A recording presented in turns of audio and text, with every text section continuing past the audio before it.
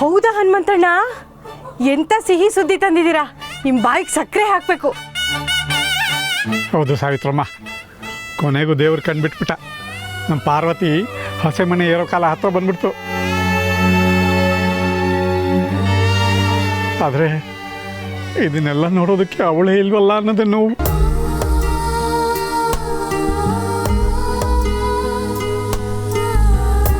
ಶುಭ ಕಾರ್ಯ ಗೊತ್ತಾದ ಟೈಮಲ್ಲಿ ಯಾರು ಕಣ್ಣಲ್ಲಿ ನೀರು ಹಾಕ್ತಾರಾ? ಸುಮ್ಮನೆ ಇರು ಹನುಮಂತಣ್ಣ, ಎಲ್ಲ ಒಳ್ಳೇದಾಗತ್ತೆ. ಅದು ಸರಿ, ಹುಡುಗ ಯಾರು ಅಂತ ಹೇಳಲೇ ಇಲ್ಲ. ನಮ್ಮ ಚೆನ್ನಪ್ಪನ ಸಂಬಂಧಿಕ, ಸೆಕ್ಯೂರಿಟಿ ಕೆಲಸ ಮಾಡ್ತಾನಂತೆ. ತಿಂಗಳಿಗೆ 20,000 ಸಂಬಳ. ಹೌದು ಸಾವಿತ್ರಮ್ಮ, ಹುಡುಗ ನಮ್ಮ ನೆಂಟ್ರೆ, ಒಬ್ಬನೇ ಮಗ, ಸೆಕ್ಯೂರಿಟಿ ಕೆಲಸ ಮಾಡ್ಕೊಂಡವನೇ.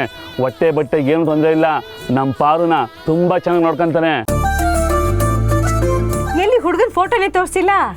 ನೋಡಿ ಸಾವಿತ್ರಮ್ಮ, ಹುಡುಗ ತುಂಬ ಲಕ್ಷಣವಾಗಿದ್ದಾನೆ. ನಮ್ಮ ಪಾರ್ವತಿಗೆ ಹೇಳಿ ಮಾಡಿಸಿದ ಜೋಡಿ. ಸಾವಿತ್ರಕ್ಕ, ನನ್ನ ಕುಡಿಲೆ. ಅಕ್ಕ, ಬಾವ ಸೂಪರ್ ಆಗಿದ್ದಾರೆ. ಹೀರೋ ಇದ್ದಂಗಿದ್ದಾರೆ. ನೋಡ್ತೀಯಾ? ತಗೋ ತಗೋ, ತೋರ್ಸಲ್ಲ. ತಗೋ, ಇಲ್ಲಿಂದ ನೋಡು. ಇಲ್ಲಿಂದ ನೋಡು.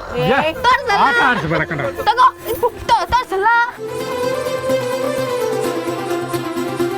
ತೋರ್ಸೋ.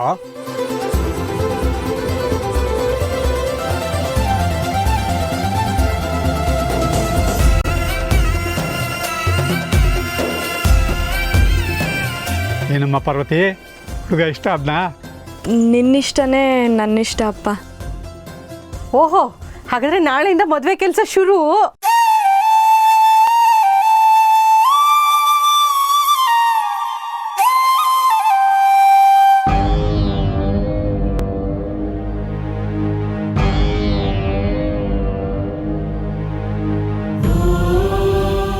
ಯಾಕೆ ಹನುಮಂತಣ್ಣ, ಮದುವೆಗೆ ದುಡ್ಡು ಹೆಂಗೆ ಹೊಂದ್ಸೋದು ಅಂತ ಯೋಚನೆ ಮಾಡ್ತಿದ್ದೀರಾ?